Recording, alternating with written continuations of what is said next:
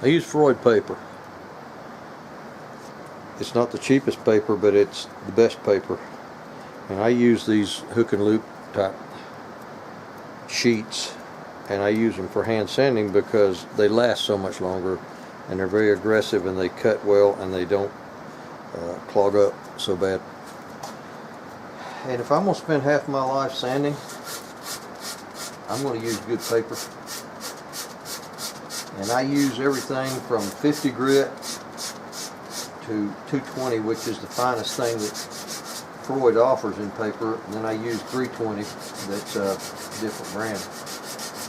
But I don't like having to look on the back and try to figure out what the grit is. So I write on mine what it is, 10 for 100, for 15 for 150, so forth and so on. So I can see it at a glance and just can grab it and know what I'm getting. Life's too short to be inefficient.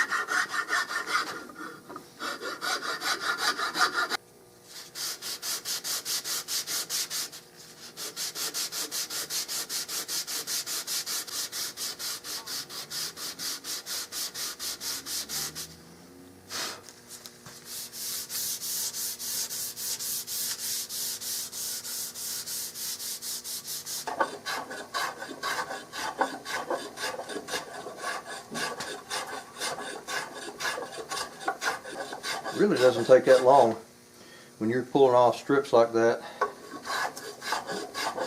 4 or 5 a second, to work a piece down, especially straight grain like this piece is.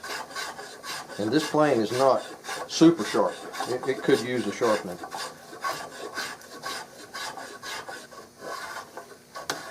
One thing about this little low angle plane, there's not enough to grip to right there on the front knob. I wish that thing was bigger and it had more of a handle to hold on to, because I can really do some work with this thing. I just can't hang on to it like I used to be able to.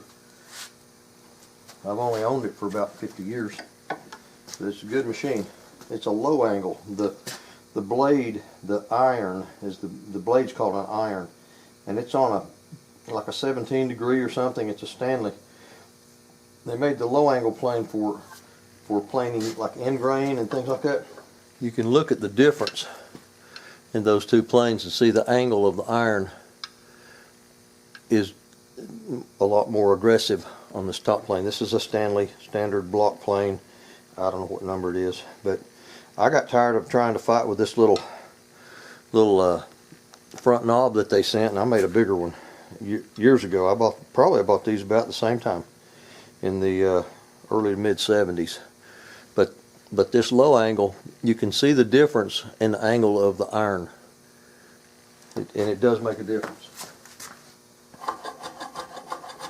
I really need to thin this down before I keep going this direction, because I'm ending up here, and this is point A, point B. I need to connect the two, and point B is too high right now. So I'm gonna pull that down a little bit. This has got to have a dip between here and here, and right now it doesn't have one. Now it does. And this is about the same as the other side.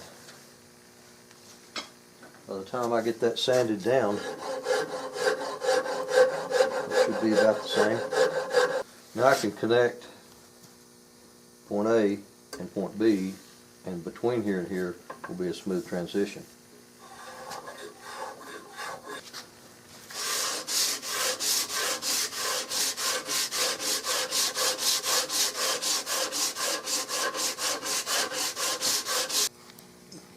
If you've watched my videos before, you know that I save dust. That fine dust. I just put me a board down here to catch it, a piece of paper, and as I'm sanding, it lands on that paper and I save it, and that's what I use to darken my bedding compound, and also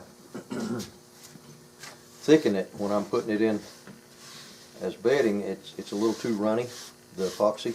So I thicken it with this dust. So once I start sanding, I'll collect that dust. All woodworking goes back to the 3 S's: sizing, shaping, and sanding.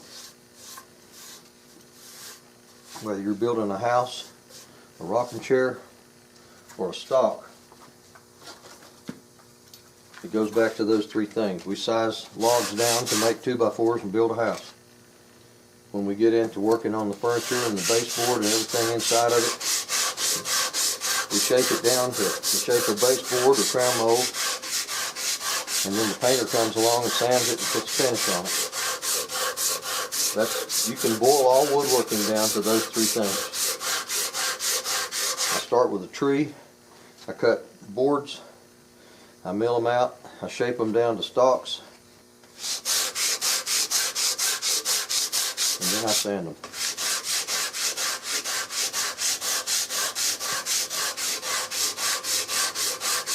It's just that hard and just that easy.